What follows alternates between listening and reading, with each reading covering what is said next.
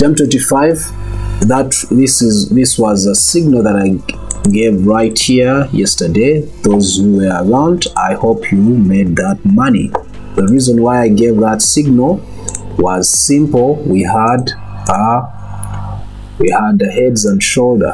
This is a left shoulder, right shoulder. This was a head right there.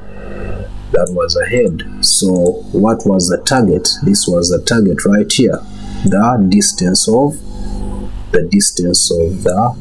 the head from there to here, and clearly you can see price immediately clearly reached the target, the TP level, and immediately started to reverse back into buys. So everything now can be taken out. I'll delete that, all this, delete it. So now price has mitigated this liquidity on this fair value gap, at least half of it, but then H4 is still looking for sells. Why are we looking for buys? If it is on H1, it has grabbed liquidity. So what have we left back? This is a change of character.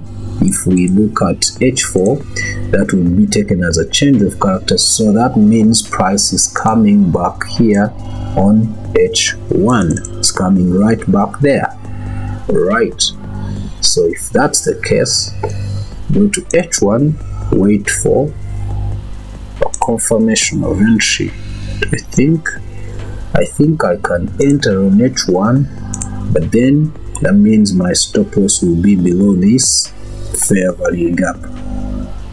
My stop loss will be below this fair value gap, and this will be a retest trade right there, and then anticipate continuation of sales. So it's going to be a tricky one and a bit slow in that regard. It's going to be a tricky one and a bit slow. So all I need is now price to come back to that, and I make my entry right there.